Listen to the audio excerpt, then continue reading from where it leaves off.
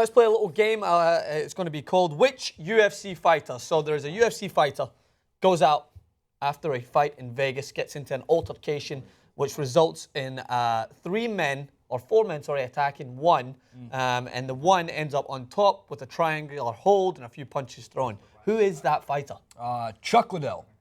Very close, very close. Same realm of sheer insanity, and same realm of fighter that I just wouldn't want to come into any sort of altercation with. It was, of course, Nick Diaz. This was after, I believe, all of the hype that followed his brother at the weekend, and he wanted to get in on the action. Therefore, Nick Diaz was involved in an altercation. So according to himself, we haven't seen a video yet, which apparently TMZ have and haven't released yet. So this is a quote from Deadspin and TMZ Sports according to what happened. The fight reportedly started after Diaz stumbled into someone in the bathroom. Diaz apologized, of course he did, but the man wasn't having it.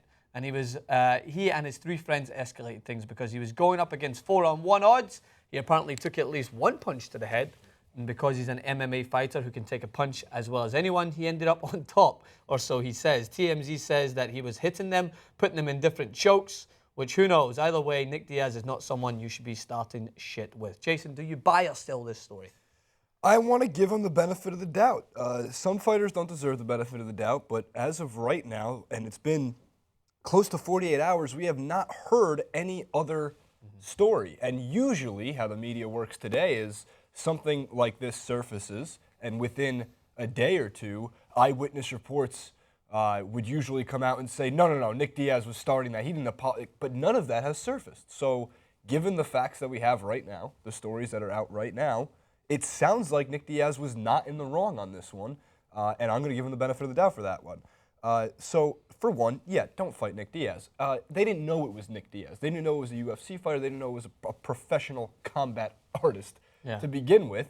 And also, I think it's very believable that Nick Diaz can take 4 people. I think any UFC fighter could take on 4 scrubs walking around a club, regardless the size of them. So just to me, the idea right now that Dana White is not putting together a card that is Nick Diaz versus Aldo, McGregor, Jones and Cormier versus Nick Diaz is insanity to me. UFC 205 in New York City at Madison Square Garden, a 4-on-1. And then, don't worry, the MMA audience is about to be like, are you crazy? People will die. 4-on-4, this isn't the WWE.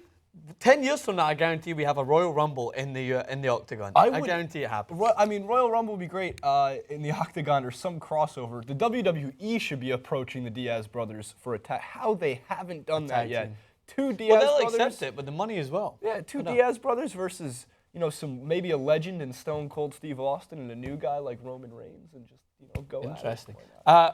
So I buy the story. I do. I buy it. It's it's never fair when you're outnumbering someone. So I think they deserve what they got. You outnumber someone, you're going to pay the consequences, whether it was Nick Diaz or anyone. If you get your ass beat by 1 man and there's 4 of you, then it just proves that you're cowardly and you cannot fight either. Even though Nick Diaz is a phenomenal fighter, I don't know if I buy 4 people being able to beat up 4 people if they're drunken in Vegas, and I'd imagine it. But I don't buy this whole thing is the apology. I just don't see it. Nick Diaz brothers don't apologize. It's not in their vocabulary.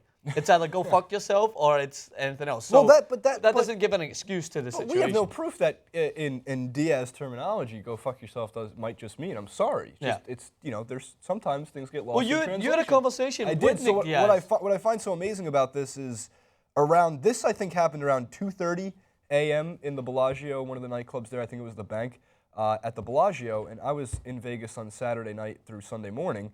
So technically this is Sunday morning, and I was at the MGM Grand, and I'm walking by one of the bars that's just like on the casino floor, and there's Nate Diaz with sunglasses, a white shirt. You can't really see, look pretty beat up, obviously, from going 5 rounds with Conor McGregor. What was he doing that night again?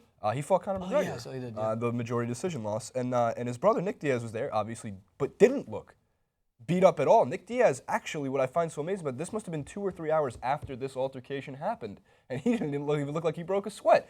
Maybe he went back and changed his shirt. I don't know. Regardless, I had a conversation with him for a couple minutes, and it was interesting to talk to him. I didn't get a picture with him, but at the same time, I was talking to him about the UFC 202 fight, and he's a generally nice person to talk to.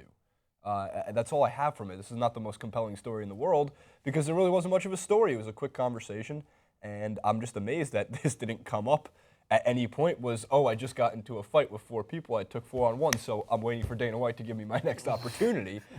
It's just a funny coincidence, I guess. So yeah, they were just hanging out on pretty much the casino floor on the, near one of the bars. If you've been to Vegas, you know that there's tables, slots, and then just bars alongside the casino floor. Not a club or anything like that. Well, the life lesson to be learned is don't try and outnumber someone. If there's 4-on-1, it's never fair. I've seen it far too often. I've seen it quite a lot in Vegas. It is a hub for douchebags that try to do something like that. So maybe this is just an example where they got what they deserved. They got their ass beat by a UFC fighter who, as I mentioned, we talked about this on our podcast, by the way, which you can check out. We'll leave all the description and stuff like that. Sorry, all the stuff in the description below. But there's 2 things. You don't pick a fight with a UFC fighter, and especially not the Diaz brothers, because the chances of them taking one of your punches and just laughing it off are pretty high in comparison to any other UFC fighter, because they're warriors. They're trained to feel no pain and just take punches and move forward. So whether there's 4 of you, whether you think you're tough, you got what you deserved.